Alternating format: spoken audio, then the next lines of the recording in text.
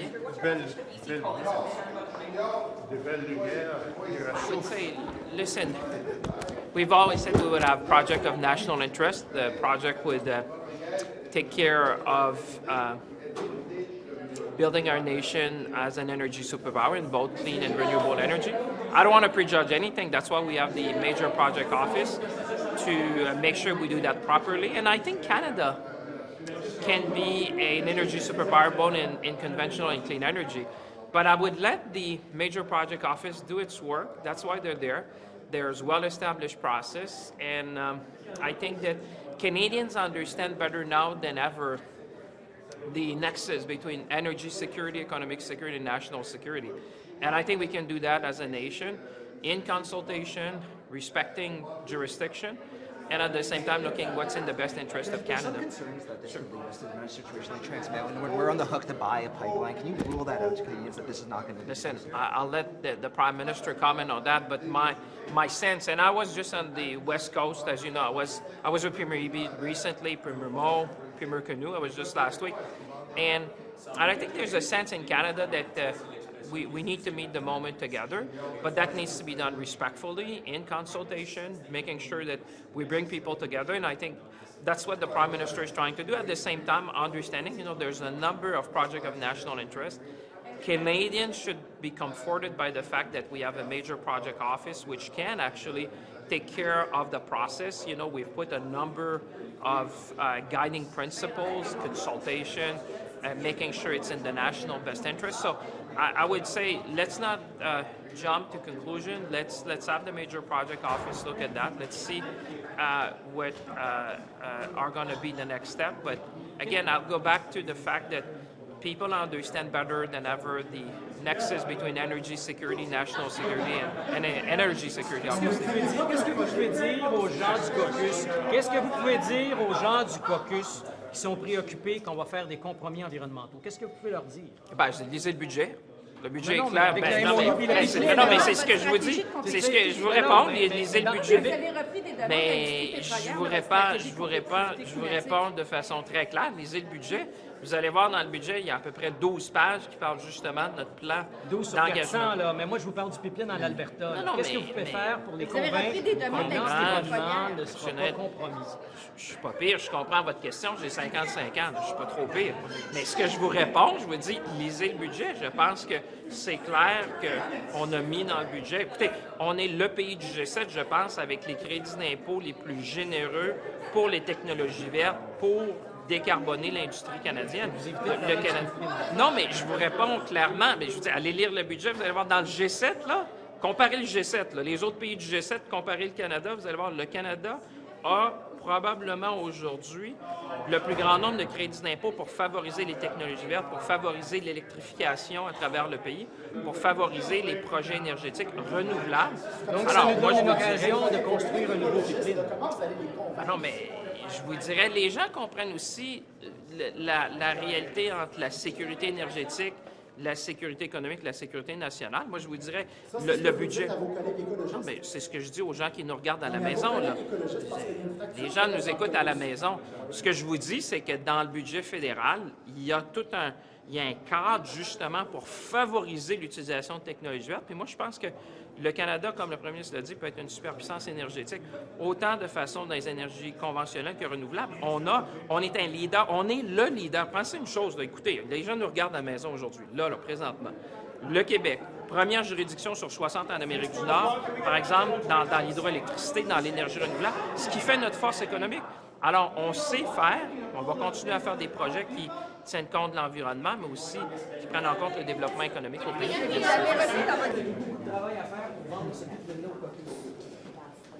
Moi, je pense qu'on saute un peu aux conclusions. On va attendre les annonces et le libellé de l'entente qui semble se dessiner. Vous avez été longtemps au Parti libéral.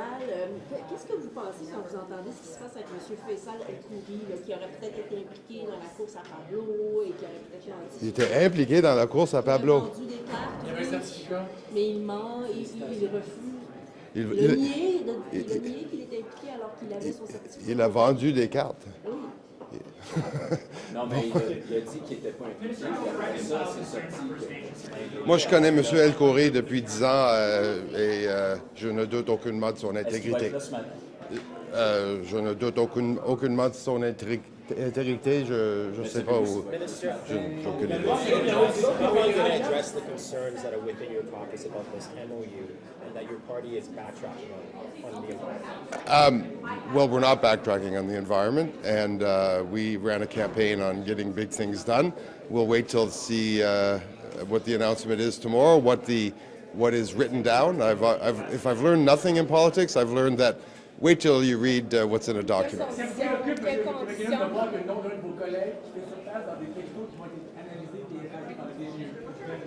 Encore, j'ignore de quoi il s'agit, je connais aucunement les détails. Tout ce que je peux vous dire, c'est que je connais M. Rodriguez et je ne doute pas de son intégrité. Je ne doute aucunement de l'intégrité non plus de M. El-Khoury. Monsieur l'État, sur le MOU,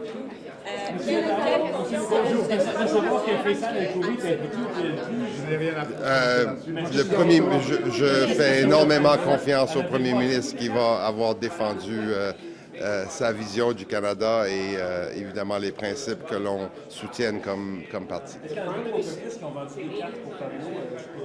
J'ai aucune idée. Faudra leur demander. Ben, moi, j'ignore de quel péché il s'agit, le vendre des cartes. On vend tous des cartes en politique. Vous savez qu'il y a des $100 qui auraient été donnés pour qu'il y ait un vote en faveur Je des n'ai Parlement vu durant la aucune preuve. Aucune preuve. Et je trouve totalement démesuré une accusation de vendre des cartes en politique. On veut que des gens adhèrent à nos formations politiques. Le Bloc québécois, est-ce qu'ils vendent des cartes, eux autres? Oui. J'ignore de quoi il peut s'agir du fling-flang. That's why I suggest you wait and read it. That's why I suggest you wait and read it. Yep. Regarde, on va attendre les annonces et vous allez le lire et là, on pourra répondre aux questions. Right? We'll wait for the announcement, and then you'll be able to read it. I'll be able to read it. We'll all be able to talk about it. Thank you. Sorry, not finalized, not explained to the caucus, but what's your thoughts in terms of what you've heard so far? Do you think this is something... Well, I'm going to listen to what they say in here, and obviously we'll see what the announcement is tomorrow, and I'm sure I will have lots to say. Are you worried this could fracture caucus? As I said, I don't want to get ahead of this. I mean, I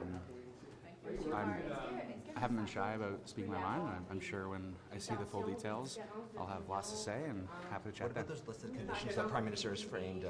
Support from BC, Indigenous communities. Like, do you think that's enough to justify the pipeline to BC? That you've got BC bought in, that you've got First Nations leadership bought in, and First Nations communities bought in, is the minimum expectation. Could you throw your support behind the construction of any new pipeline? I know you've talked a lot about Canada's climate goals. Could you at any point support the government endorsing the construction of a new pipeline, even if those minimum conditions are met?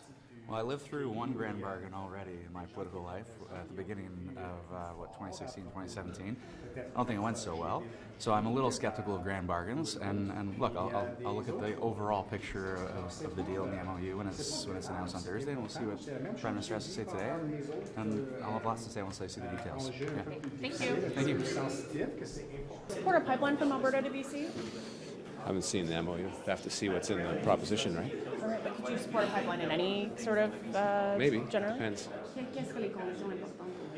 L'accessibilité sociale, notamment, l'évaluation environnementale, surtout l'évaluation en ce qui a trait à l'implication avec les groupes autochtones, Premières Nations. Second, David, just finishing my thought. Honnêtement, ça dépend. Ça dépend. Je pourrais défendre quelque chose de viable. Il faudrait que ce soit plus que le gouvernement fédéral d'impliquer. Mais encore une fois, on est sur le terrain de la spéculation pour l'instant. Est-ce que vous craignez qu'il pourrait avoir des différences de point de vue, des tensions même au sein du caucus sur c'est quoi les conditions nécessaires? Ah, ça existe toujours.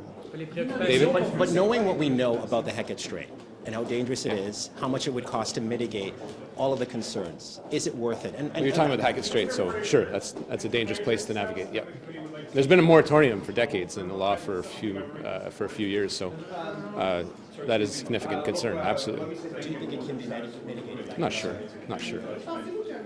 Y a-t-il un projet de pipeline qui existe vraiment, qui peut? On est dans le domaine de la spéculation, c'est pour ça. Je sais que ça fait couler beaucoup d'encre, mais encore, on est dans le domaine de la spéculation. Faire TMX, puis il y a eu beaucoup d'embûches, même plus longtemps. Donc, on est vraiment, vraiment au tout début.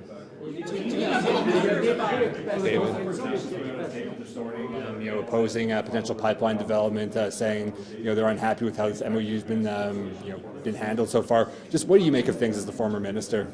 Well, just as a human being, I think you have to respect their perspective.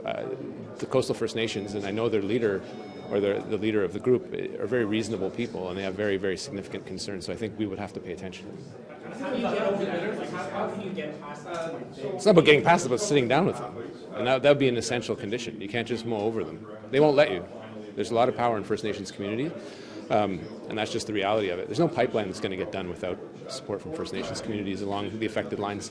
Do you think with the government negotiating this MOU has maybe gotten over their skis and has made it difficult for them to sit down with these First Nations? If they're hearing about this in media reports, they're seeing something maybe going to be a sign that affects their territories? I haven't seen the skis yet. But we haven't seen the MOU. We know that there are talks happening, sure. And these nations are part of it. People are talking, and then First Nations will have to be a part of it. Thank you. Can I just say, your party is essentially become the Green Party of Canada, right? It is the climate party. What does all of this mean for I've become the Green Party of Canada? Yeah, a lot of people see you guys as the party of climate change. Absolutely. That takes it seriously. I don't think we've become the Green Party of Canada. What do you think signing this MOU could mean for that? I sit beside Elizabeth May. I know we've not become the Green Party of Canada. Maybe not, but you would agree that in terms of the message of climate change, your party has been quite strong. Sure, absolutely. And people look to your party for that. And I think we need to remain strong. Are you worried that you will ostracize that constituency? I mean, there's always a concern, but I think if we stay true to our principles, that concern is largely alleviated. Do you think people are getting ahead of themselves with their anxiety? You're an MP from the former Trudeau government. How do you feel about potentially Alberta getting to sidestep some really important environmental regulations? Well, I'm not going to comment on the details of a memorandum of understanding that I haven't seen yet. So all we're really working off of is a report in the media that has been provided by an anonymous source. I'm sure that in the next 24 hours, if that is the timeline that's met, we're going to get more information, and I'll be better positioned at that point to provide some commentary based on my understanding of what's in that MOU, what it means, what I hear from my constituents, what I hear from my colleagues. So it's a little bit premature to offer commentary at this point. Okay, and do you straight up support it? Is that something that you are supportive of? Well, I don't think when you're talking about major infrastructure investments of any kind that it becomes a yes or no.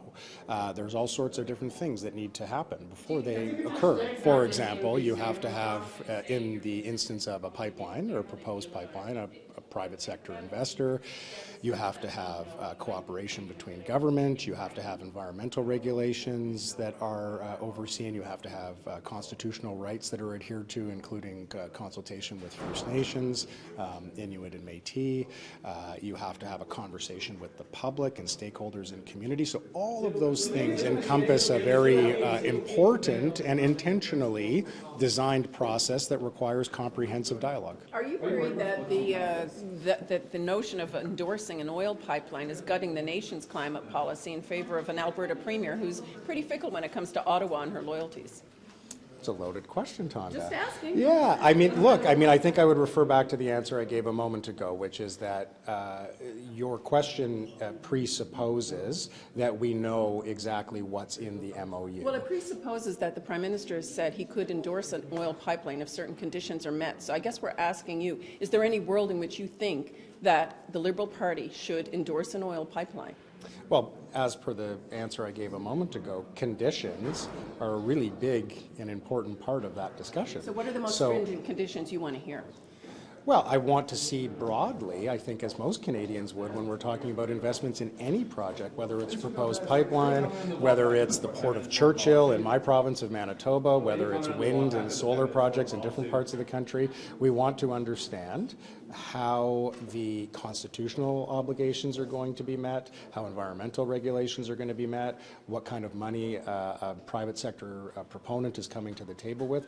That's all part of conditions. So I think we're getting ahead of ourselves a little bit, and we have to wait and see what's in this MOU. What does the MOU create in terms of a framework, and then how can that framework become implementable in the event that all of those things that I just mentioned a moment ago come to fruition. So there's no red line for you?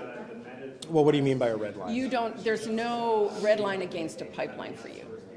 Well, you can endorse a pipeline if certain conditions are met. All projects have to have a variety of different conditions met. And if those conditions are met and adhered to, then we're in a position to evaluate on the whole of a project its feasibility. So we're going to have to wait and see. Est-ce que vous sentez qu'il peut y avoir des tensions, des différences d'opinion entre vous, par exemple, ou des députés qui viennent de certaines provinces versus d'autres qui représentent d'autres provinces canadiennes? Non, j'inquiète pas. J'ai dit à un de tes collègues hier que ce ne sont pas des divisions du caucus, ce sont des différences d'opinion, et ça fait du sens qu'il y a des différentes opinions. Il y a 343 députés dans le Parlement du Canada. On a beaucoup de différentes perspectives. Dans le Parti libéral lui-même, on a des gens qui viennent d'une partie du pays où il y a des gens qui représentent, qui ont des vues plus fortes à propos de peut-être un projet d'énergie ou un autre. Puis il y a des autres opinions qui existent. Alors c'est pas grave, c'est important. C'est la même chose que j'ai dit pendant des autres enjeux un peu plus difficiles, un peu plus sensitifs, que c'est important qu'on a des discussions, et je suis fier d'être un membre de le Parti libéral à cause de ça. Ne pensez pas qu'il y a des différences de point de vue qui sont impossibles à concilier quand on a des gens anti-pipeline, fondamentalement, philosophiquement, et d'autres gens qui veulent ces projets-là? Comment on réussit à garder la cohésion? Bien, écoute, le Canada, c'est un pays difficile de trouver des solutions, mais on a fait depuis les dernières 150 ans, et on a fait aux causes d'une habilité d'avoir de dialogue, de conversation. Alors ça, c'est qu'est-ce que nous sommes en train de faire maintenant. C'est d'écouter des différences d'opinion, d'assurer que les perspectives, non seulement des députés, mais les perspectives des gens qui représentent sont évaluées, sont présentes, et on va continuer d'avoir des conversations importantes comme caucus et comme Canadiens et Canadiennes. Le caucus va rester uni? Ben oui. Merci. Thank you. Yeah. What's going on with Chrystia Freeland? Is she leaving? I don't know. Have you asked her? I have not been able to get in contact with her. I haven't seen her. Are you in the caucus chair? I am. Has she told you? I talk to Chrystia like I talk to all of my caucus colleagues regularly, and she's a member of our caucus, and I'm happy about that. Mr. Maloney, do you have a caucus management problem with the pipeline to BC? What are you doing to make sure that BC MPs feel they're heard? I have no caucus management problem whatsoever. Do you sense that there might be some divisions within the Liberal caucus about this pipeline, about what the federal government has or hasn't said to BC? Look, I think we have a caucus which we should be very proud of, which has diverse views on a lot of topics. It's not disagreement, it's not dissension, it's discussion. And I don't think we have a problem at all, honestly. Do you think Minister Hodgson answering questions and speaking to them in caucus might make things a little bit better today? Caucus is always productive, it's always helpful. Look, guys, I mean, we don't even know what's the framework is, what's happening, we'll know more tomorrow. As I've said to you many times, I know more from reading your newspapers sometimes than I do from other sources, and this is the case because nothing's been announced, nothing's formal, so we'll find out tomorrow from what I hear. Do you think that's a problem? Like if you're a BC MP, you don't know what this is going to say, your constituents have probably made it clear how they feel about it oil tanker ban. Like, do you get the sense that not knowing might be creating a bit of anxiety? I don't know the full details. I honestly do not believe that there's any problem within our caucus. there's going to be a diverse set of views, as there is on many issues. But we continue to work as a group, and we will come out of this united as we always do. I'm really not concerned. About what this MOU might or might not say, what impacts it might or might not have. What do you make of this? I think that before anything concrete comes out is always a moment of maximum anxiety. You worry about it, but I'm quite hopeful just by the reporting, even the idea that we might be getting to an accord with Alberta as to what exactly climate action means. I think that's very exciting. Do you think your party will be able to sustain that and not lose anyone from the caucus? Oh my goodness, yeah, no, absolutely. I'm not worried about that at all. I think that we've got a good caucus, a robust caucus, or a robust set of opinions in caucus. But you know, we are all Liberals and we're all rowing in the same direction. But do you think the Liberal Party is prepared to support another pipeline, the construction of a new pipeline? I think that we are at a situation where we've got to look at the whole basket of things, and the Prime Minister's been pretty clear that any kind of excess takeaway capacity, additional takeaway capacity, i.e. getting oil out of Alberta, has to be paired with meaningful climate action. We just heard from one of your colleagues that the last time they tried to do this grand bargain with Alberta around TMX, it didn't end so well. So what should give people any sense that this might end up any better? Do you know, I worked for the Alberta government when the TMX thing went down. I was a DM there at the time, and that's not quite how I remember it. The reality is that was a series of pipeline programs that were failing one after the other. And the federal government had to step in because, of course, otherwise there wasn't going to be any project. We're in a very different situation right now. We're talking about how we're going to diversify our economy globally. We are talking about how we can take meaningful climate action at the same time as we do that. And it's not coming from a moment of defensiveness like TMX was. And so, like, it's very different, and it's going to hit Alberta very different if some of the things that are reported are accurate. But like the rest of you, I will find out tomorrow. How would you comment?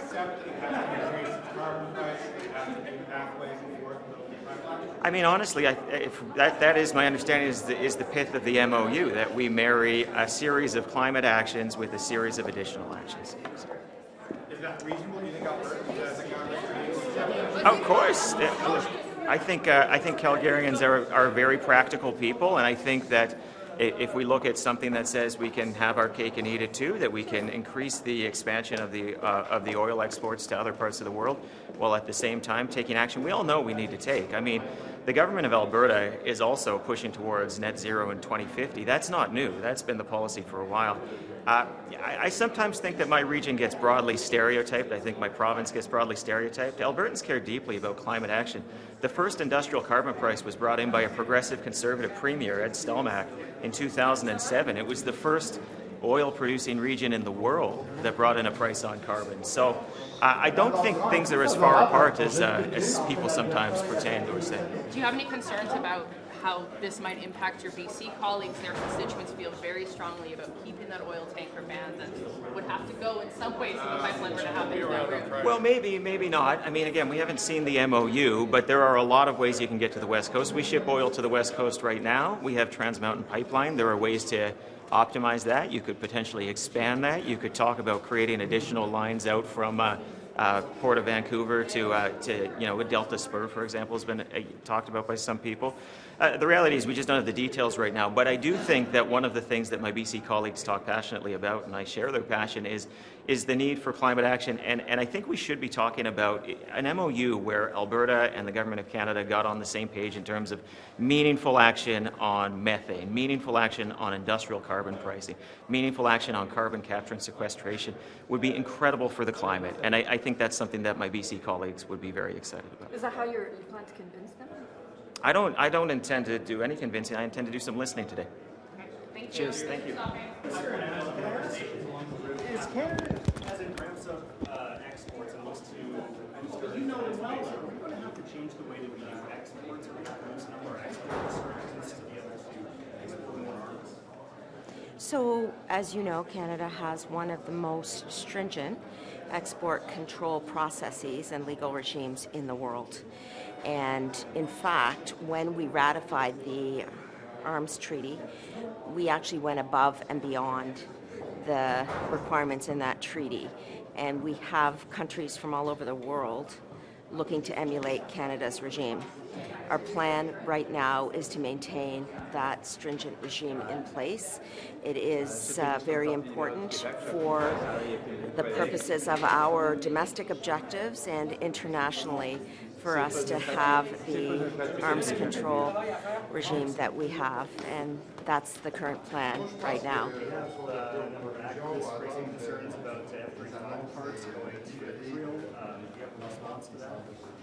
There are a number of people who have brought that to my attention, and of course I am concerned generally about the situation in the Middle East. That is why we are participating in the peace plan.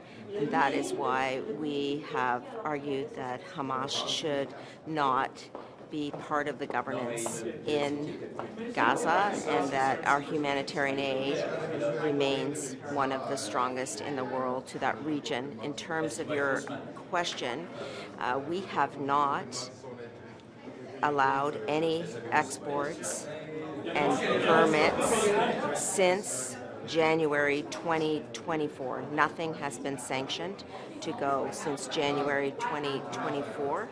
And so I think, in answer to your question, we do have a very strong situation in terms of our exports. Thank you. Let me say thank you to the work of the Status of Women Committee. It's a committee that I spent serving on for my first few years as a member of Parliament. As I've said publicly a number of times now, we're going to be advancing legislation that tackles a range of subjects touching on gender-based violence, protecting our kids, including online. The feedback of the Status of Women Committee is front of mind for me right now, as is the feedback that we've had on the subject of coercive control with a number of experts in the space who've been advocating for change. So we're analyzing the final version of the options over the next number of days, really, and expect to advance the legislation before the House rises for Christmas. Can you talk a bit about the mandatory minimum legislation that you're going to bring forward? It's, if you're not going to use a notwithstanding clause, how are you going to address that? I know the court in their decision took issue with how broad the wording of the offence was, and saying that this is really tough to do to put a mandatory minimum. So is there going to change the wording of the offences, or how are you going to address that? So there's a couple different pathways that you could potentially use, and we need to come to ground finally and formally on the precise language that we'll be using. Of course, that'll engage some issues around parliamentary privilege. But the court, in this decision and in other decisions, has really created pathways that governments could consider when it comes to looking at these different kinds of offences. Is that the tightening of that language? So it could either be the tightening of language around certain infractions, or potentially in exceptional circumstances where the penalties would be grossly disproportionate, creating some residual discretion for the court.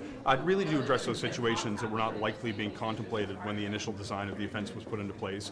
The hypothetical the court used in the Senville decision is a good example of the kinds of narrow constructions that we'll be looking to address in the legislation. Okay, thank you.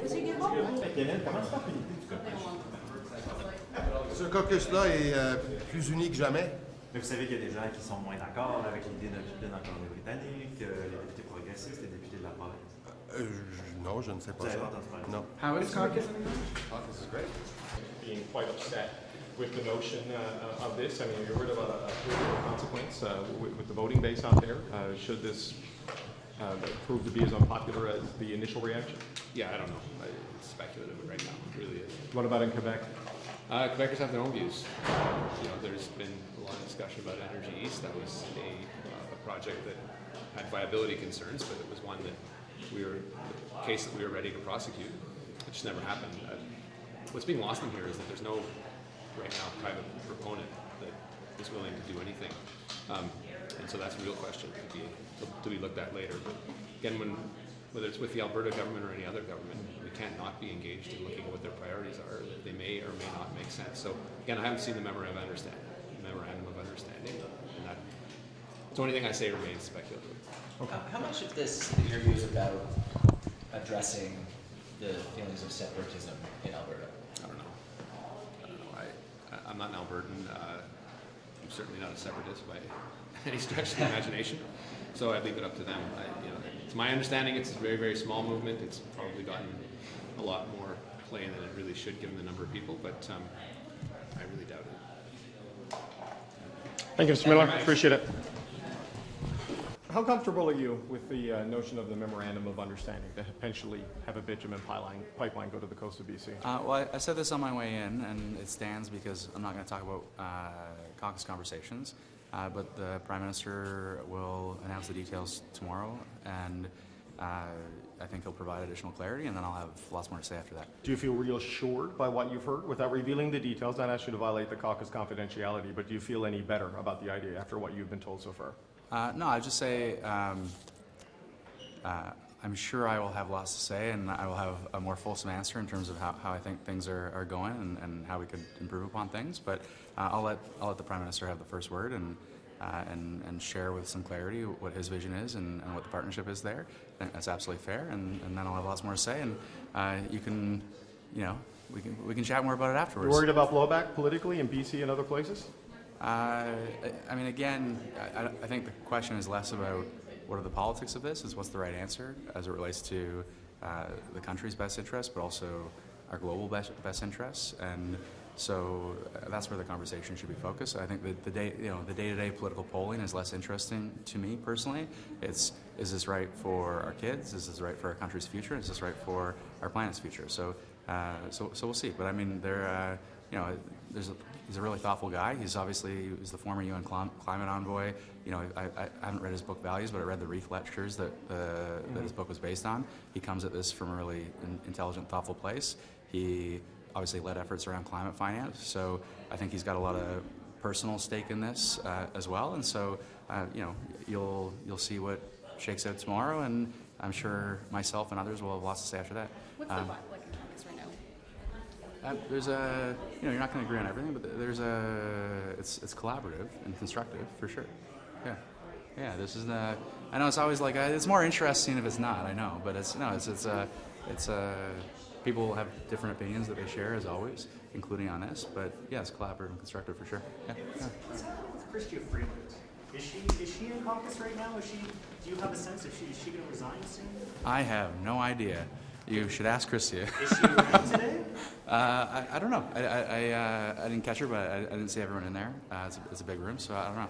She's apparently has a new job in the UK. I mean, that's one thing means another thing, right? She's got a. Well, how do you not know this? She's in your caucus. She's part of the Toronto caucus. Yeah, of course, but she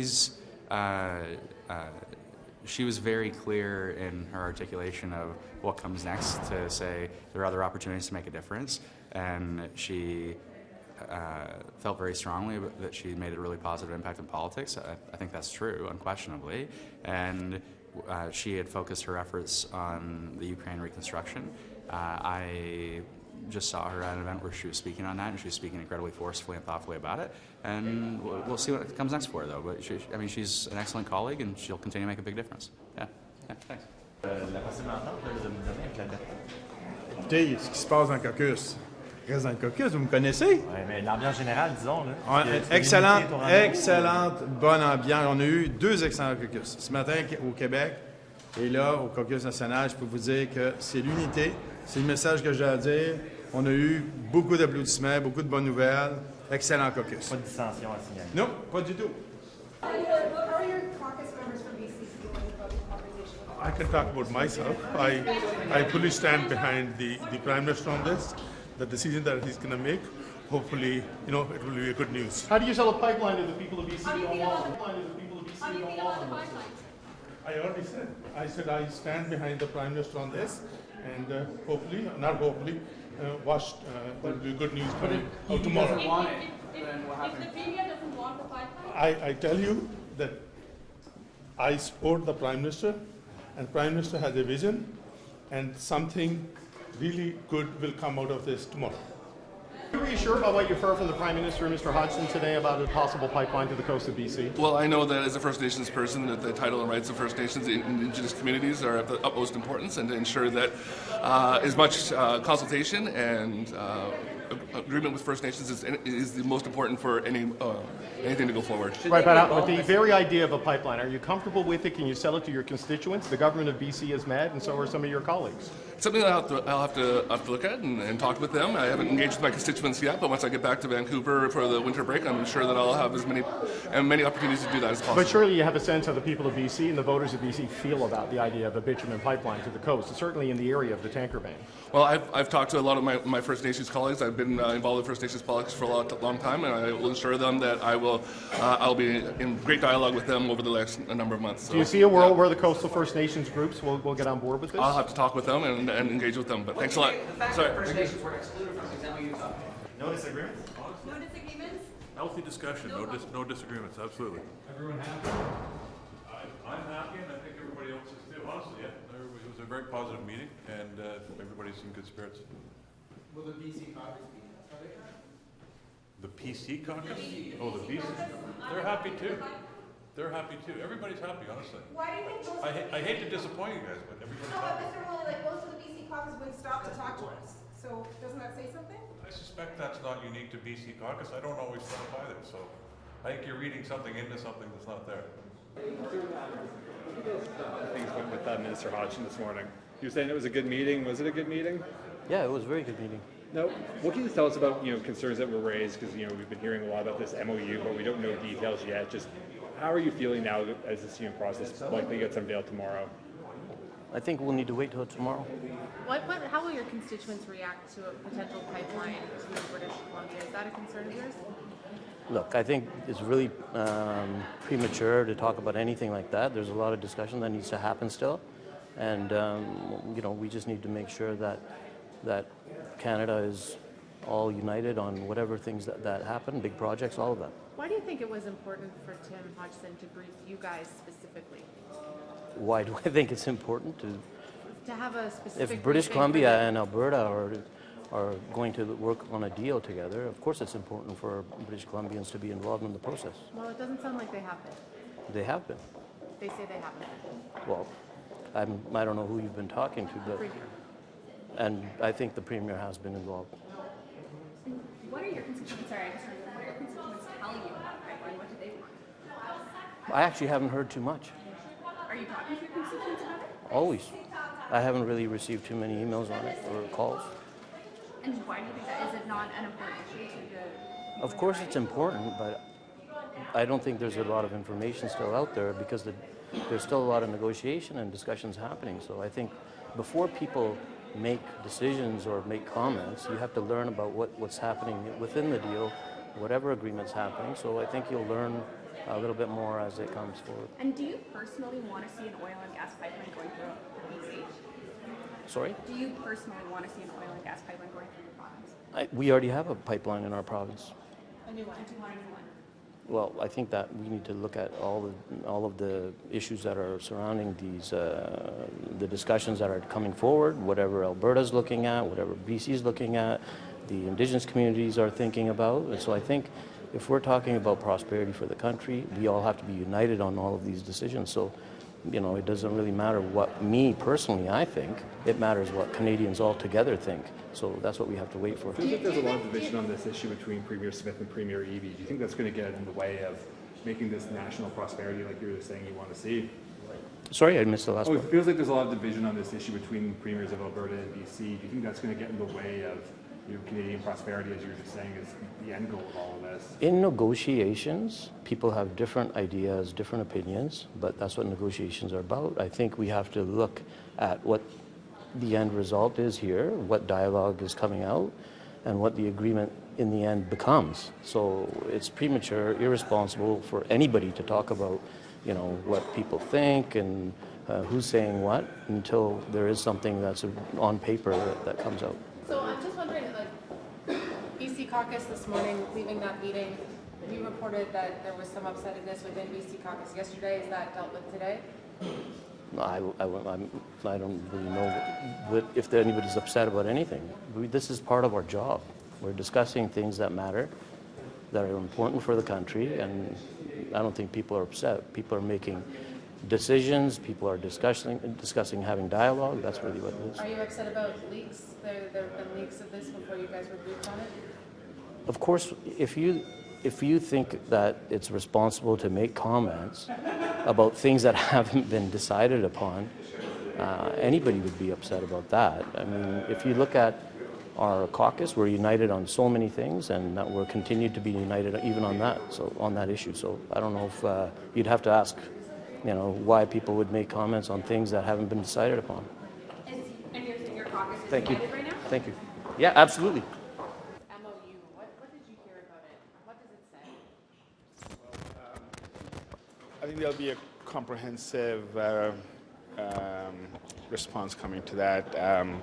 There was a lot of information that was provided, and I think Canadians will be pleased at what the government's doing with this. What are some of those concerns from the BC colleagues? Prime Minister Mark Carney said that Canada's foreign policy is not a feminist foreign policy. What do you have to say about that? Well, I actually want to rebut that question. It's not actually the case that feminism is not part of our foreign policy. On the contrary, women, peace, and security are deeply ingrained in the work that the Department at Global Affairs Canada is doing. Let me give you an example. The Ambassador for Women, Peace, and Security, Jackie O'Neill, finished her term. We decided to hire her into the department so that she could continue the work on women, peace, and security. We have a national action plan on women, peace, and security that we are implementing. And in fact, the ELSI initiative, which has been part of our foreign policy, continues. And it has been recognized around the world as contributing to the broader efforts that are made worldwide for peacekeeping. So again, we'll continue to champion and integrate the work relating to women, peace, and security, to gender-based violence, to the broader role of women, not just in terms of a core value for Canada, but also in terms of peace and security around the world. Well, how did you interpret the Prime Minister's comments on Ukraine? Would Canada ever support a peace proposal that surrenders Ukrainian territory to Russia? Okay, so thanks for the question. First of all, I just want to say that I spoke this morning with Foreign Minister of Ukraine, Andrei Sybiha, and we have an ongoing conversation to ensure that we are supporting Ukraine in the short and the long term in whatever way we can from a Canadian perspective. You know the work that we have done, $22 billion in multiple forms of aid, 4,000 entities and organizations from Russia sanctioned, work on bringing Ukrainian children home. That's the work we'll continue to do. Your question relates to the current peace initiative, and Ukraine is supporting that initiative, working with the United States to advance peace and a ceasefire in Ukraine. That was the subject of our conversation this morning, and again, I want to stress that Canada stands with Ukraine and its territorial integrity, but the ultimate decisions relating to Ukraine rest with Ukraine alone, including in terms of its territorial integrity. So again, we want to support Ukraine and the decisions that it is making for the rule of law, for peace and security, for its territorial integrity, and the impact that those decisions have on Europe and the rest of the world must be continually underscored. I'm going to be traveling to Brussels next week to meet with all NATO foreign ministers, and we will then have a further discussion relating to the types of issues you raised in your question. So we'll stay in touch on this with you. Thank you. Thanks very much. Ukraine peace plan, like where are you on that? What I would say is that I think obviously there's discussions between Ukraine and the United States and other allies about this. And what I would say is that Canada's been a global leader in supporting Ukraine, and not just because it's the right thing to do, because it's the right thing for Canada. Because if Russia wins, it won't stop at Ukraine, and we know this because Vladimir Putin has told us so, and he's now sending drones over Europe and NATO allies, and he's made late claims to Canadian Arctic before. So this is a threat to all of us, and I think that's one of the key reasons we're supporting Ukraine as much as we are. But this is a critical time, and I know that Canada is participating in all the discussion, and we'll support Ukraine.